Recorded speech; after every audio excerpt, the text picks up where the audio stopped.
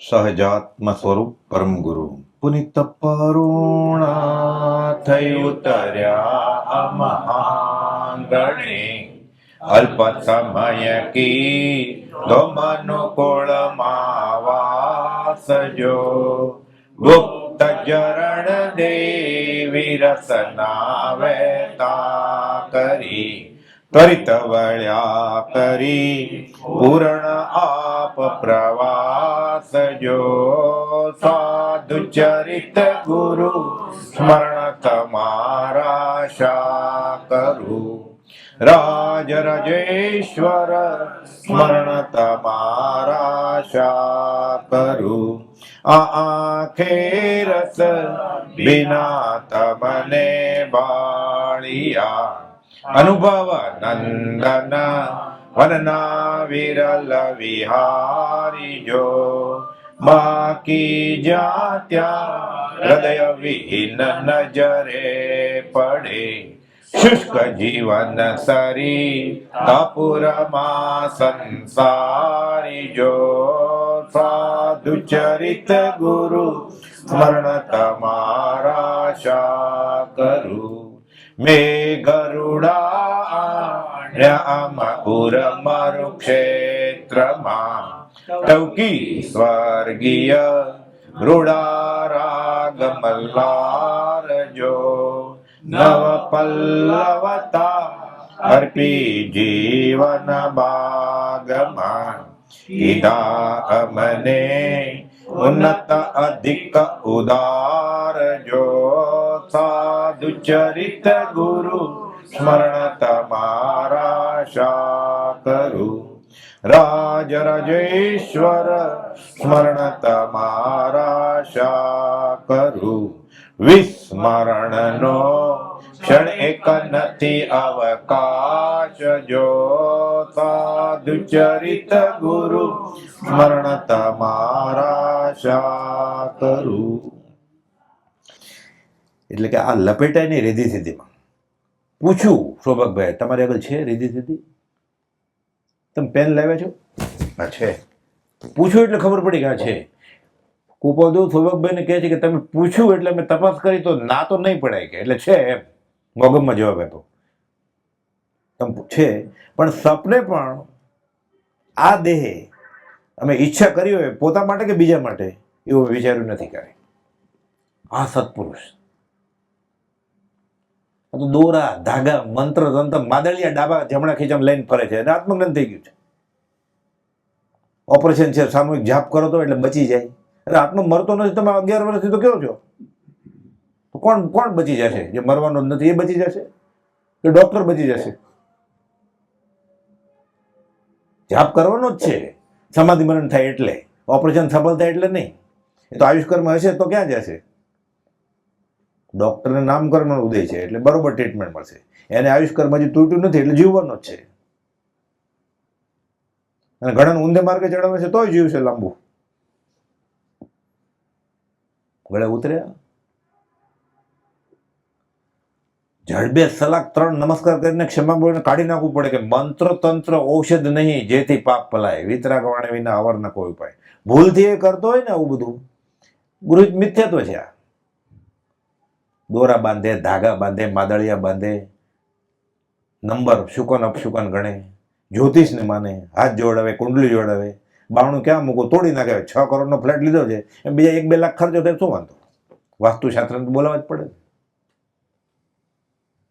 એટલે ટાટાને 8 દરવાજા તોય ખૂબ બધું ભોગવશે કોણ? તો પ્રસંગ ખબર જ પાછા બધાને બધું ખબર છે એને કોઈ કઈ માન્યું જ નથી. એવું થયું ને. કુપોદ્વીપ બીજા પત્રમાં શોભકભાઈને લખે છે જે પ્રાણી, માણસ નહીં, જે પ્રાણી જ્યોતિષ શાસ્ત્રના પ્રશ્નનો ઉત્તર હોય એમાં આનંદ માને છે એ પરમાત્માનું પાત્ર થવાને દુર્લભ છે. એને અધ્યાત્મ ચડશે નહીં. તો શોભકભાઈને નહીં ચડે તો આપણને ચડી જશે. એટલે આપણી દેશ શોભક કરતા આગળ છે ને. ક્યાં ખ્યાલમાં જીવે છે આજે? એટલે કોઈ કુંડળી જોવડાવતો હોય, હસ્તરેખા જોવડાવતો હોય, નંબર 13 નંબર અપશુકન ને 31 નંબર બહુ લકી, બરોબર મું જોડાવીને પરણે છે. અમંગળ કામમાં મું જોડાવે છે બરોબર. હજી સુધી કોઈ સુખી થયું સાંભળ્યું? કેટલું મફમ છે આપણું. અમંગળ કામમાં એ જાય છે મહારાજ આગળ કે મારે આપઘાત કરવો છે, સારું મુહૂર્ત જોઈ દો એટલે બરોબર ડૂબું. લોકો તારીખ કઢાવે જ ને, સમય કઢાવે જ ને, ચોઘડિયું આપઘાત કરવાનું, આખો સંસાર ઉભો કરવાનો. આ સગળા સંસારની ખાલી એક ગાય જ છે ને તંબુરા ઉપર.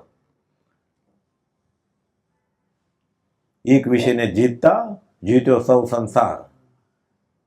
ગાય છે, શું ગાય છે એ જ ખબર નથી ને. આ ગાતો હોય ખરેખર બાઈને લઈ આવે પછી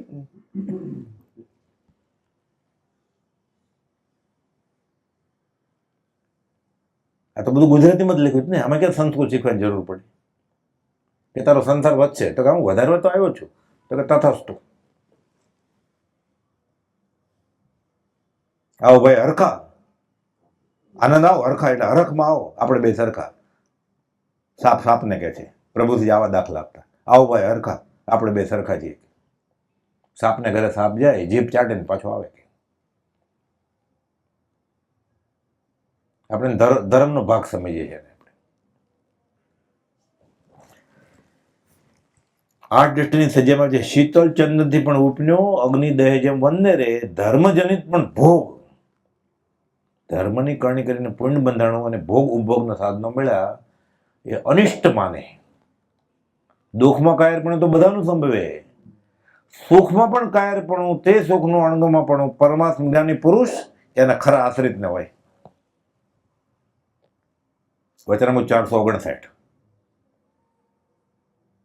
કે સુખમાં અણગમમાં પણ આ તો માનતા માને છે નહીં. કોઈ કુંડળી કરાવીને ગયો જ્યોતિષ, આમાં સંકિતનો જોગ છે, સત્સંગનો જોગ છે, એમ પૂછવા ગયો, તમારું આ જોવો તો હાથ રેખા આંકડો મૂકો તો પ્રશ્ન કુંડળી હું 12 વાગે આવ્યો તમારી આગળ કે સત્સંગનો જોગ છે, મને સત્પુરુષનો જોગ છે, વચન સંકિતનો જોગ છે, એવું કોઈ પૂછવા જાય છે?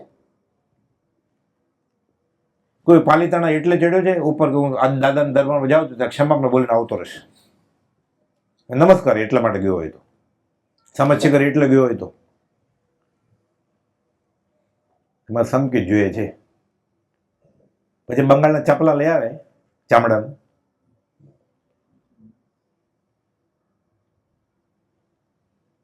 આ વિતરાગનો માર્ગ છે. આમાંથી આપણે કાંઈ પરિણમ્યું છે હજી સુધી? ધર્મ કરીએ જ ને આપણે. આનંદજી મહારાજે પોકાર કર્યો 250 વર્ષ પહેલા, ધર્મ ધર્મ કરતો સૌ જગ ફિરે, ધર્મ ન જાણ્યો મર્મ જીનેશ્વર, ધર્મ જીનેશ્વર ચરણ ગ્રયા પછી, કોઈ ન બાંધ્યો કર્મ રાજેશ્વર. પછી આવું કરે, ન કરવા જેવું એ લપેટા તો નથી. પછી એક વખત આનંદજીના અવધૂત નિરપેક્ષ વિરલા કોઈ પદ ઉપર ચર્ચા થતી હતી. પરમ ગોવર્ધન કહે છે પછી ત્યારે એક શ્વાસોશ્વાસ પણ પરમાત્માના નામ વિના ન જાય તેમ કરવું. 3 માળા નહીં, શ્વાસોશ્વાસ, શ્વાસ અને ઉચ્છ્વાસ. અંતરંગમાં તો પરમાત્માનું અનુસંધાન હોવું જોઈએ. એટલે આપણે પરમાત્મા પછી આકાશમાં ક્યાં ગોતવા જવા? એટલે સહજ આત્મ સ્વરૂપ પરમ ગુરુ. બધા અનંત 24 સહજ આત્મ સ્વરૂપ જ છે ને. મહાવિદ્ય ક્ષેત્રે વિરમાન 20 તીર્થંકર બધા સહજ આત્મ સ્વરૂપ પરમ ગુરુ જ છે ને. બધા આત્મા હાંસલ છે બધાને. 2 કરોડ કેવડી મહાવિદ્ય ક્ષેત્રે બધા સહજ આત્મ સ્વરૂપ પરમ ગુરુ જ છે ને. અને લોકના બધા આચાર્ય ઉપદે સાધુ જેને આત્મજ્ઞાન છે એ, અને ગુરુત્વવાળા ગુરુત્વેશી આત્મજ્ઞાની બધા સહજ આત્મ સ્વરૂપ છે ને. એના નામ વગર કે શ્વાસોશ્વાસ જાવો ન જોઈએ. એક શ્વાસોશ્વાસ પણ પરમાત્માના નામ વિના ન જાય તેમ કરવું. ખાતા પીતા પછી આગળ કહે છે લઘુશંકાએ જતા તેમ રહેવું જોઈએ. એટલે હેમચંદ મેને તરત જ વિકલ્પ જ થાય ને. લઘુશંકાએ જાય પરમાત્માનું લેવાય. એટલે કહે છે લઘુશંકાએ જતા પરમાત્માને સંભાળતા આશાત્મા ન થઈ જાય. આપણે નાની વાતમાં આશાત્મા બહુ થઈ જાય. મોટી મોટી જ્ઞાની કોપલ જ્ઞાનીની આજ્ઞા પર પગ મૂકે છે ત્યારે આશાત્મા નથી થતી. નાની વાતમાં બહુ આશાત્મા થઈ જાય કે ના સ્વચ્છંદ છે, તો એ સ્વચ્છંદ છે, પણ તું જ્ઞાનીના વચન ઉપર પગ મૂકો છો એમાં સ્વચ્છંદ નથી.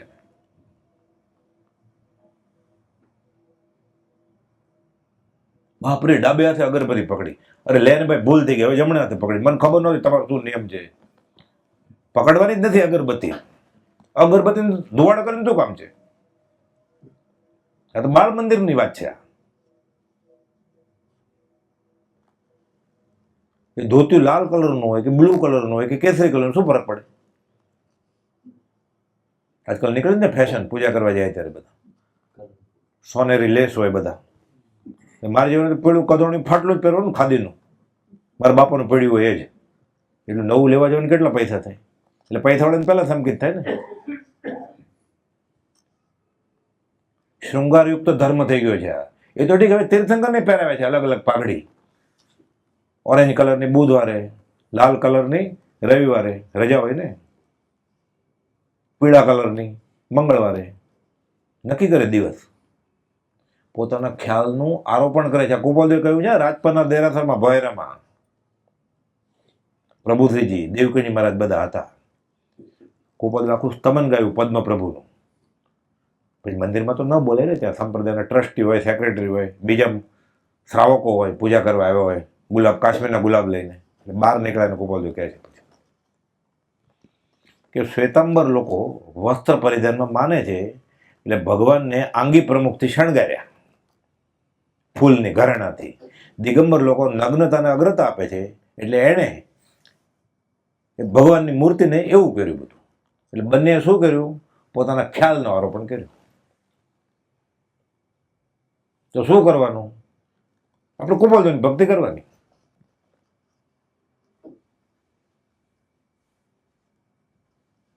ત્યાં બહુ વિકલ્પ થાય કે ફૂલ લઈને જાઓ કે ફૂલ વગર જાઓ. એને અભક ખાવ કે ન ખાવ વિકલ્પ થતો જ નથી. એને એમાં બચી જાય એમ છે, એમાં વિકલ્પ થતો જ નથી કાંઈ. એને સમાધાન થઈ ગયું છે કે આમાં કાંઈ વાંધો નહીં.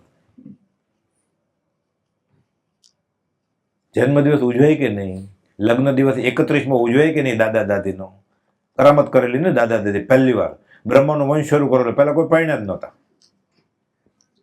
વંશ પરંપરા તારા દાદાથી જ શરૂ થઈ.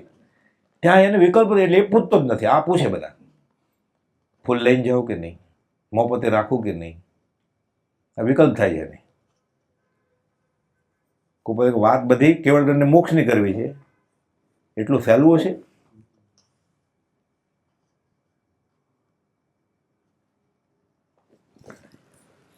એક શ્વાસોશ્વાસ પણ પરમાત્મા નામ વિના ન જાય તેમ કરવું. ખાતા પીતા લઘુ શંકાય જતા તેમ રહેવું જોઈએ. હેમચંદભાઈ કે લઘુ શંકાય જતા પરમાત્માનું નામ સંભાળતા આશાતના ન થઈ જાય? કૃપા ના, ગમે તે ક્રિયા કરતા હો પણ તમારું ધ્યેય પરમાત્મા તરફ હોવું જોઈએ. શુદ્ધ સહજ આત્મ સ્વરૂપ તરફ એ ધ્યેય હોવું જોઈએ. તોય પાછું આપણે જે શાસ્ત્રીય મંત્રો છે સંપ્રદાયના, એ ન બોલાય સંડાસમાં કંઈ લઘુશંકા કરતા કરતા. સજાત પરમ ગુરુ બોલાય. ઓપરેશન થતું હોય ને મોટું પ્રસૂતિનું, સિઝેરિયન સેક્શન, તોય બોલાય. અને પ્રસૂતા હોય તોય બોલાય. લોહી પર ઢગડો પહેર્યો હોય તોય બોલાય. મનમાં બધા ખુલાસા કરેલા છે. ન બોલાય તો લઘુશંકા અને દીર્ઘશંકા કરતા કરતા ગાળ બોલાય. ના, ગાળ ન બોલાય. એટલે સારું કરાય ને. તો આ ખરાબ છે બોલવું.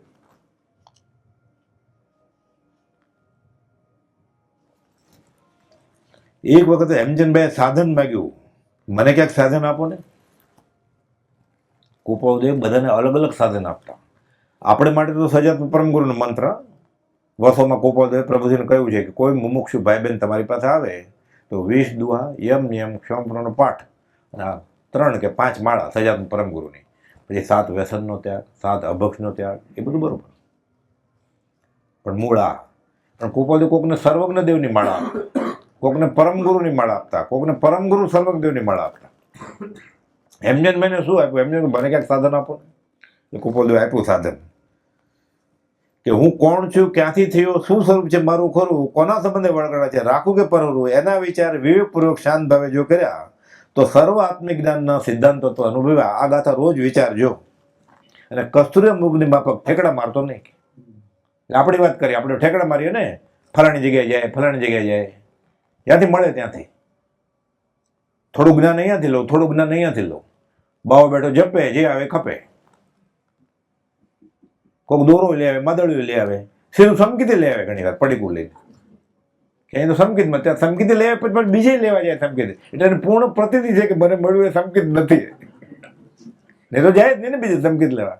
સંકેત થઈ ગયું પછી બીજે લેવા જવાની જરૂર હોય સંકેત, તો બીજે જાય છે. એટલે નક્કી અને પૂર્ણ પ્રતીતિ છે અવ્યક્તપણે કે મને જે મળ્યું છે, હું જ્યાં જાઉં છું એ આત્મજ્ઞાની નથી, એને મને આપ્યું છે, આ ફાંકી મારો રોગ મટાડવા જ નથી.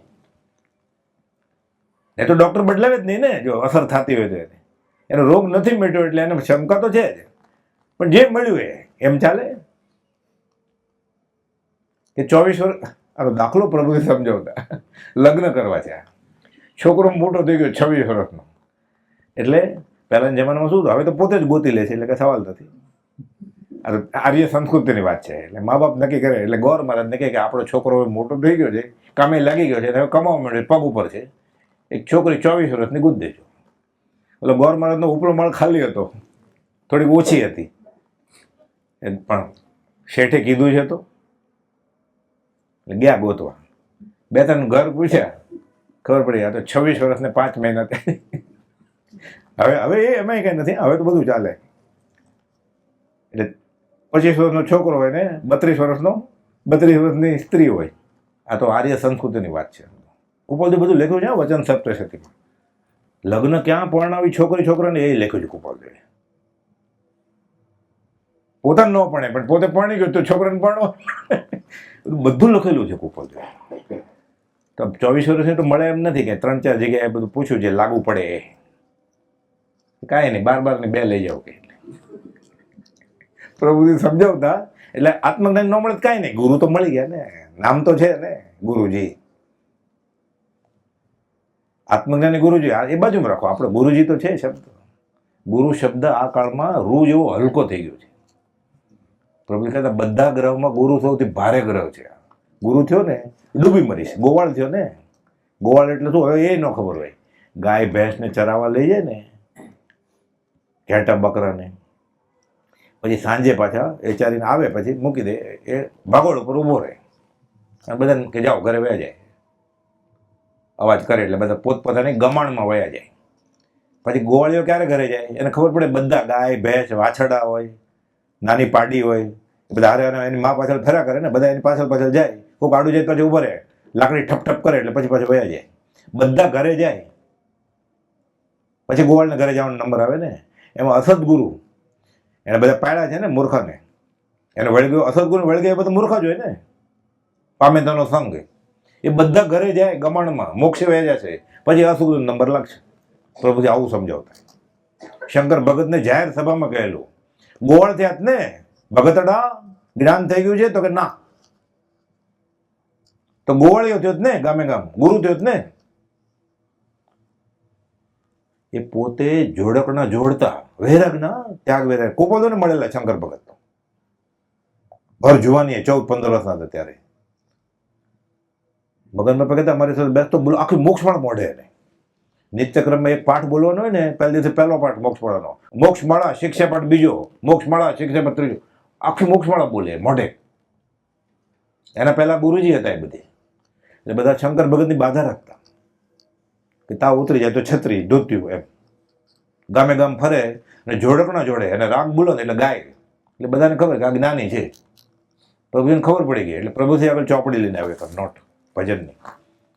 ભગતડા જ્ઞાન થઈ ગયું છે? તો કે ના.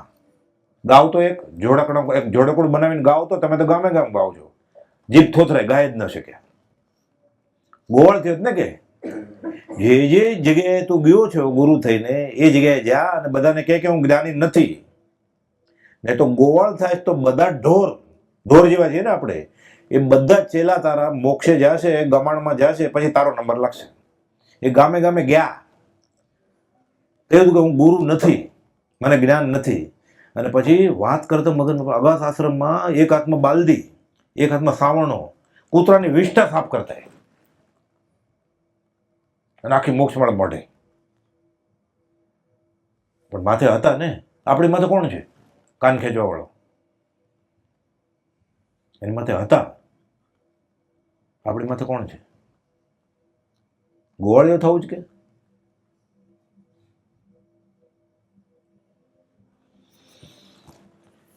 આ આજ્ઞા આપી કુપાલદેવે કે હું કોણ છું, ક્યાંથી થયો, શું સ્વરૂપ છે મારો ખરું, કોના સંબંધે વળગણ છે, આનો જાપ કરજો કે.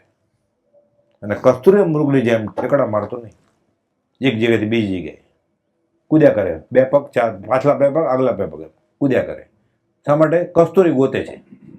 કસ્તુરી તો એની નાભીમાં જ છે, ઘરે જ છે વચનામૃત. એ જ્ઞાન ને જ્ઞાની ગોતે છે. હજી 15 જગ્યાએ કોપાદેવ લખેલું છે કે હાથ પગ વાળો ન મળે આ કાળમાં તો એ સંકિત થાય. સંકિત થાય એટલે મોક્ષ તો થાય જ ને. પછી આ ભવે કે પછી ન ભવે સંકિત થાય ને પછી મોક્ષ ન થાય એવું શાસ્ત્રમાં લખ્યું જ નથી. 15 જગ્યાએ લખેલું છે ગોપાલદેવે કે હાથ પગ વાળો ન મળે તો જ્ઞાનીના વચનથી સંકિત થાય. પછી કહેતા પ્રભુજી શ્રદ્ધા પરમ દુલ્લા, શ્રદ્ધા પરમ દુલ્લા. એકવાર તો પર્યુષણમાં છેલ્લે દિવસે સંવત્સરીમાં લેશન આપ્યું કે શ્રદ્ધા પરમ દુલ્લા વિશે વિચારજો. કેટલી વાર? 2 ઘડી નહીં, આખું વર્ષ. આવતી સંવત્સરીમાં હું પૂછીશ તમને કે શું શું વિચાર્યું તમે શ્રદ્ધા પરમ દુલ્લા વિશે.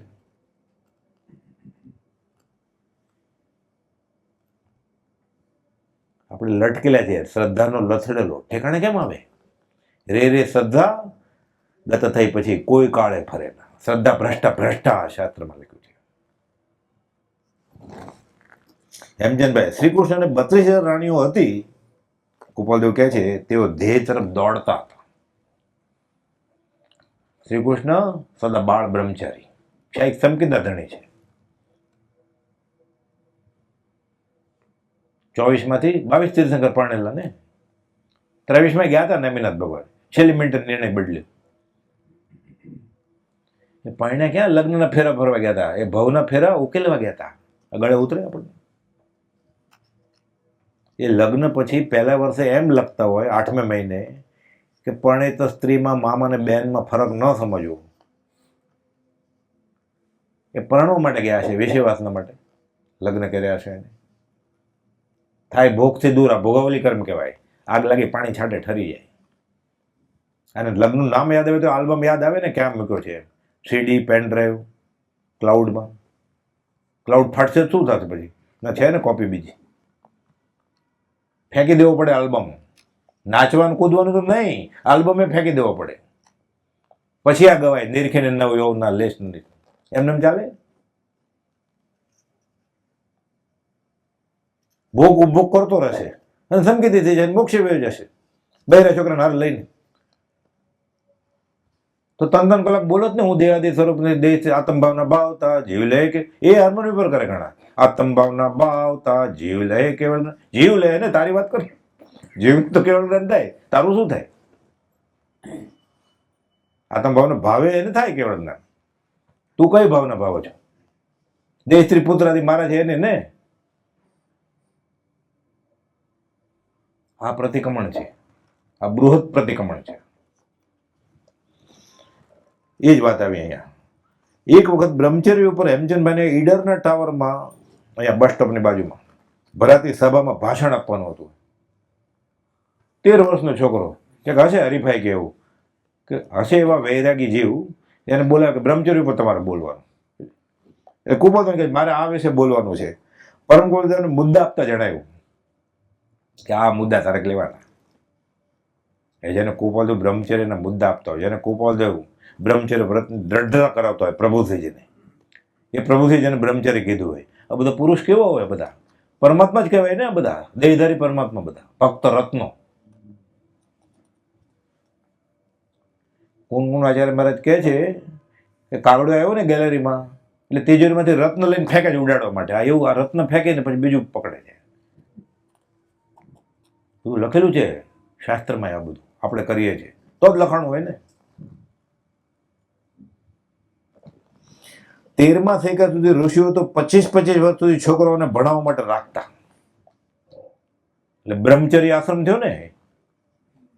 છોકરાને મૂકી દે, એ બધી કળા શીખવાડે, ભણવાનું શીખવાડે, કમાવાનું શીખવાડે, બધું શીખવાડે. બ્રહ્મચર્ય. 13મા સૈકા સુધી તો ઋષિઓ 25 વર્ષ સુધી પોતાના આશ્રમમાં છોકરાને ભણાવવા માટે રાખતા. તેમની પાસે ખેતી વગેરે કામે કરાવતા. બ્રહ્મચર્ય આ પાયો છે. પછી આ થાય પછી ગૃહસ્થાશ્રમ, પછી 25, પછી બીજા 25, પછી ત્રીજા 25 એટલે 51, 52 વનમાં આવ્યો ને એટલે વાનપ્રસ્થાશ્રમ, અને પછી 75 આગળ સંન્યાસાશ્રમ. પછી વ્યવસ્થિત હતું બધું. હવે જન્મથી મરણ સુધી બધાને ગૃહસ્થાશ્રમ જ છે. ઘરમાં, મંદિરમાં, આશ્રમમાં બધે ગૃહસ્થાશ્રમ જ છે. બધું હારે હારે, આરતી હારે ઉતારે. લક્ષ્મી વિષ્ણુ, રાધા કૃષ્ણ, લક્ષ્મી નારાયણ, ગાંધી કસ્તુરબા, અહીં હારે જ બધું, બધું હારે જ હારે. નવરાત્રિમાં હારે રમવાનું, ભક્તિ હારે જ કરવાની. આવી રીતે કોઈ શીખવાડ્યું પાછું કે સાથે કરો ને મંગળ દિવસ વધારે મંગળ થાય. મંગળ થાય ક્યારે? અમંગળ કામ કરે. બિલાડીએ એક ઘર છોડે, આ એકે નથી છોડતો.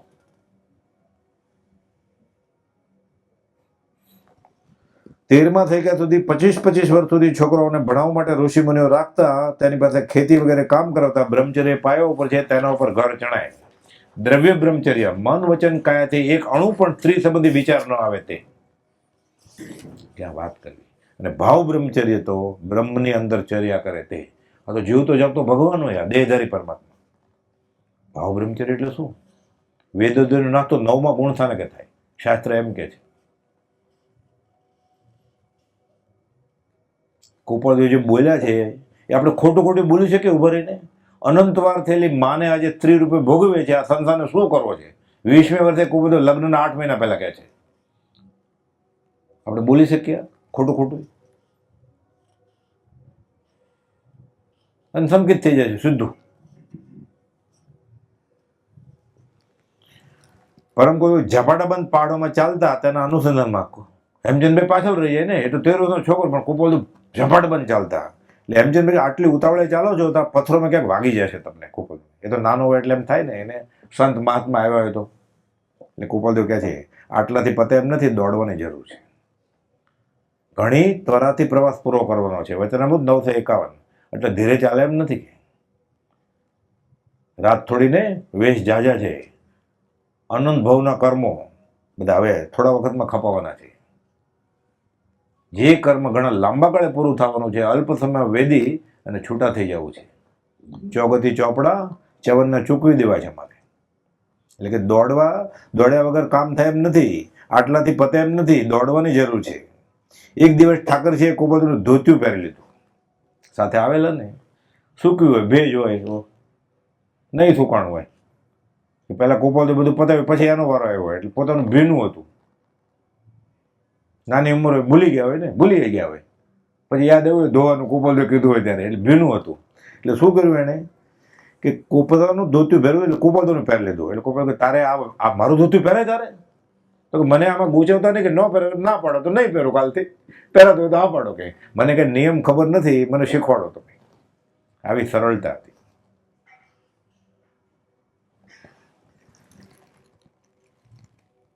મારું ધોતિયું ભીનું હતું તેથી મેં પહેરી લીધું છે. હું કંઈ જાણતો નથી, મને ગૂંચવશો નહીં એમ કંઈ ધોતિયું તરત જ બદલી નાખ્યું, ભીનું પહેરી લીધું. પછી મને આ બધા નિયમ ખબર નથી કે તમે શીખવાડો.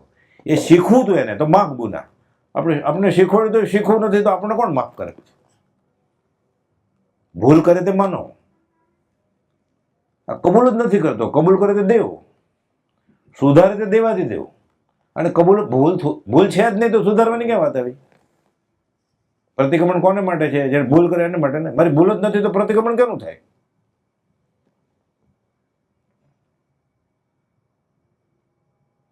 આખી 3 કલાકની બૃહદ આલોચના કરે ને, પછી એમ કે પ્રતિક્રમણ ભાઈઓને અહીંયા છે ને બહેનોને અહીંયા છે, તો 3 કલાક શું કર્યું તે? હે ભગવાન, મેં આ 3 કલાક બોલ્યો છે, મહેરબાની કરીને સ્વીકારતા નહીં કહે. તો ક્યાં સ્વીકારવું છે? કે મને ખબર જ છે ભગવાન. સંપ્રદાય જાય છે, ઝેર નીકળે છે. તો 2 થી 5 કર્યું છું એટલે એને ખબર છે મેં આ કાંઈ પ્રતિક્રમણ નથી કર્યું. મેં કે તથાસ્તુ, કે હું નહીં સ્વીકારું, ડર નહીં.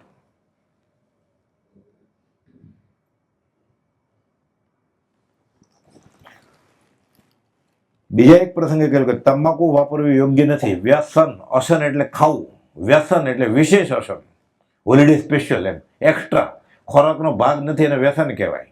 તમાકુ, બીડી, હુક્કો, એ જમાનામાં બહુ હતું હુક્કાનું ને એવું બધું. ભાંગ, ચરસ, ગાંજા, ચા, કોફી, આ બધું વ્યસન કહેવાય. અશન એટલે ખાવ, ખોરાકનો ભાગ નથી. આ ચા પીવી ન પીવાની વાત નથી. આ તો વાત આવી એટલે કરીએ. એ જીવ તને જેમ ગમે એમ કર.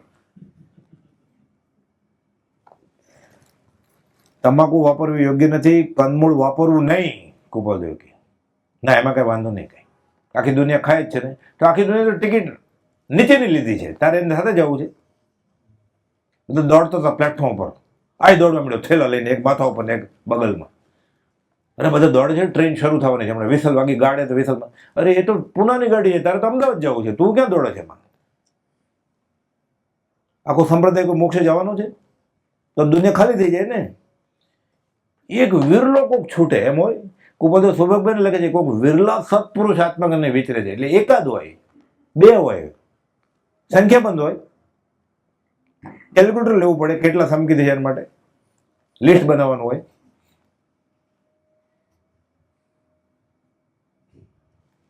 કે છે કે કંદમૂળ વાપરવું નહીં, રાત્રિ ભોજન કરવું નહીં, દિવસે ઊંઘવું નહીં,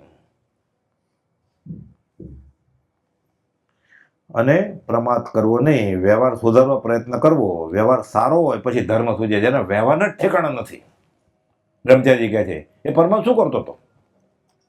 એ ભક્તિનો ગંઠ પડે પછી નાવા જાય, પછી પાછો ક્યારે આવે? શરીર ઘસીને. જમવાનો ગંઠ પડે ત્યારે જ ને. જેના વ્યવહારના ઠેકાણા નથી એ પરમાત્મા શું કરે? ઘણા ટેવ હોય, મંગળાચરણ બધું પતી જાય ને પછી જ આવે, એને નિયમ લીધો એમ. મંગળાચરણ શરૂઆતમાં જ નથી. હવે મંગળ એનું મંગળ શરૂઆત કેવી રીતે થાય? કુપોલદેવ કહ્યું છે શાસ્ત્રની, જૈનેતરમાં છે અને જૈનમાં છે, કે શાસ્ત્રનો અભ્યાસ શરૂ કરતી વખતે આદ્ય મંગળ એટલે મારી અધ્યાત્મની મુસાફરી બરોબર થાય, મધ્ય મંગળ ટકી રહે, અંત મંગળ છે કે ઘરે જઈને પછી આ અત્યારે હું આવી ભક્તિમાંથી ઉઠું છું પછી એ ચાલુ રહે. અંત મંગળમાં તો સુઈ ગયો હોય, મધ્ય મંગળમાં સુઈ ગયો હોય ઘણી વાર, કે બહાર જોયા કરતો હોય. આદ્ય મંગળમાં તો હોય જ નહીં. એટલે અધ્યાત્મની મુસાફરી શરૂ કેવી રીતે થાય આપણી?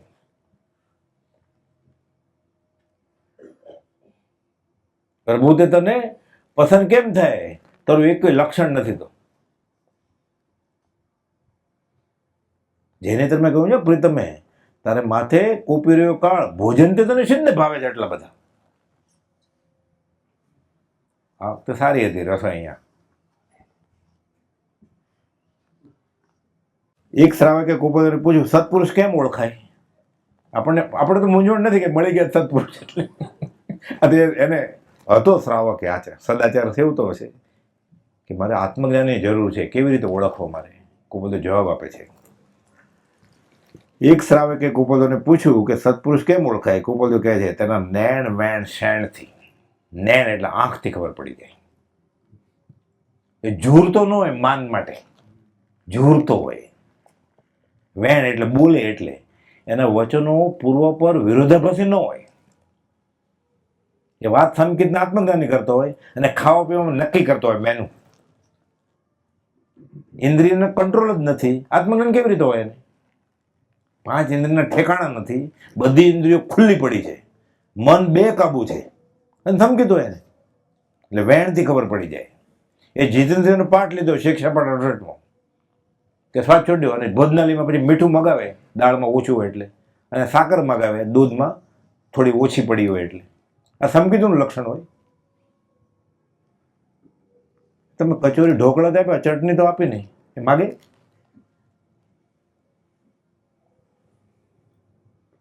સહેજે તપ થાય ને એને, ચટણી ન હોય તો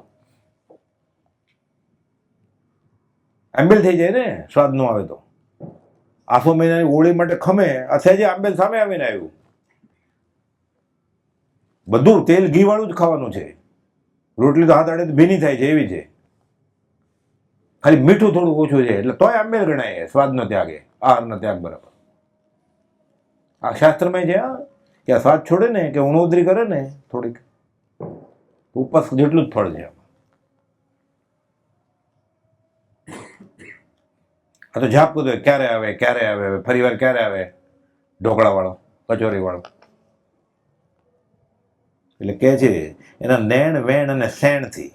નૈણ એટલે આંખ, વેણ એટલે વચન બોલવાનું, પૂર્વ પર વિરોધાભાસી ન હોય.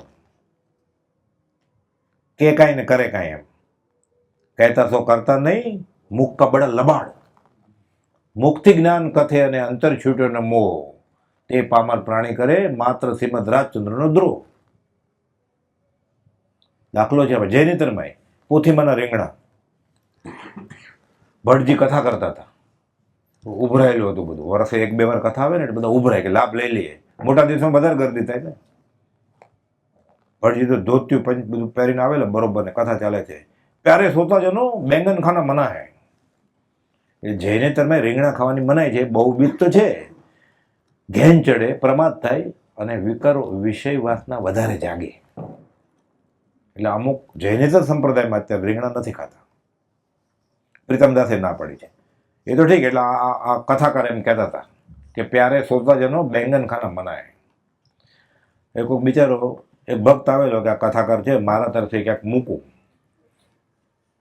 ભટ્ટજીના ચરણમાં. એટલે એક ધોતિયું લઈ આવ્યો સસ્તું વાળું, પોલિસ્ટરનું એવું મોંઘું નહીં કે મસરી 100%, સાદું. પણ મોટા દિવસ એટલે આપણે ફૂલ નહીં તો ફૂલની પાકડી અર્પણ કરવું એટલે થેલી લઈને આમ સંતાડે, બીજો શરમાય. બધા ઘરેણાને એવું બધું લઈ ગયા હોય, બધા બાસમતી ચોખાને ગુણ ને એવું બધું. ભટ્ટજી તો કથા પતી એટલે સીધા ભૂખ લાગી હશે, મોટા દિવસે લાડવાને એવું હોય ને એટલે વધારે ભૂખ લાગે. પછી પાછળ વયા ગયા કુટીરમાં, જમવા બેસી ગયા. પોતળી ઢીલી કરીને, તો પાટલા ઉપર બેસે ને એટલે પોતળી ખેંચાય એટલે ઢીલી કરવી પડે.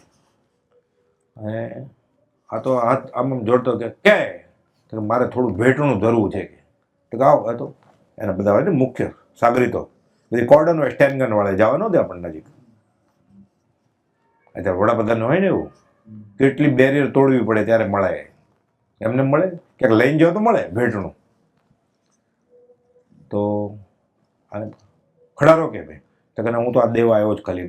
હું તો આગળ આવો તો કે હું મારું તો તમે બધા પતાવી દો, મારું તો સૌ નાની ભેટ છે. કે શર્મા તો બિચાર ગયો. ત્યાં તો ભટ્ટજીને જમવાનું પતો આવેલું હતું. ભટ્ટ જમે થાળામાં જોયા રીંગણા હતા.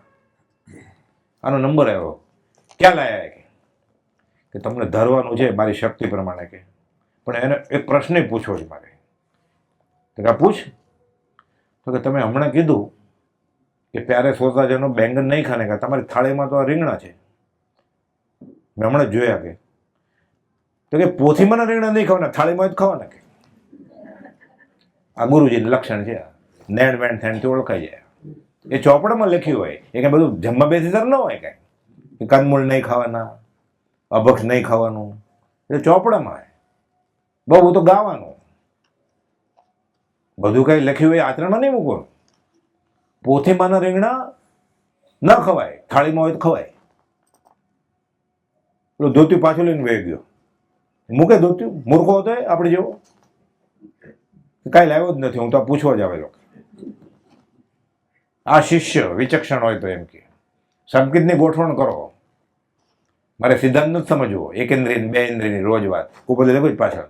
રોજ એકેન્દ્રિય ગુરુજી હવે સંકેતની ગોઠવણ કરો. નાચતા જ મને આવડે છે, હું એનો ક્લાસ ભરીશ. એ નાચવા નથી આવ્યો હું, ગાતા મને આવડે છે, ગાવા નથી આવ્યો. ચેત મચ્છંદર ગોરખાયા, એ શિષ્ય એવું થવું પડે. મચ્છંદ્રનાથ ગુરુ નહીં, ગોરખનાથ શાન ઠેકાણે લાવેલો. નવનાથ સંપ્રદાયનું આખું પુસ્તક છે મોટું. ભગવાન પાર્શ્વનાથના સમયથી સાથે હતા, પછી છૂટા પડ્યા. મચ્છેન્દ્રનાથ, ગોરખનાથ, કાનિફનાથ, બધા નાથનાથ છેલ્લે આવે. નવનાથ છે, નવનાથ સંપ્રદાય. ઘણા બધા માર્ગાનુસાર આ બધા ઉત્કૃષ્ટ ત્યાગી વૈરાગી. એટલે સત્પુરુષ કેવી રીતે ઓળખાય? તેના નૈણ બહુ શાંત હોય, વચન અપૂર્વ અને પૂર્વ પર અવિરુદ્ધ વાણી હોય એની. એ બોલે કાંઈ ને કરે કાંઈ એમ ન હોય. એટલે પોથીમાંના રીંગણા નહીં, પ્રયોગ વીર હોય કે આમ કરવાનું કહ્યું છે તેમ કરે, પછી આચરણમાં મૂકે. અને વર્તન એનું શુદ્ધ હોય. ન ખાવાનું ખાય, ન પીવાનું પીવે, ન ખવડાવવાનું ખવડાવે, ન પીવડાવવાનું પીવડાવે, એવું હોય.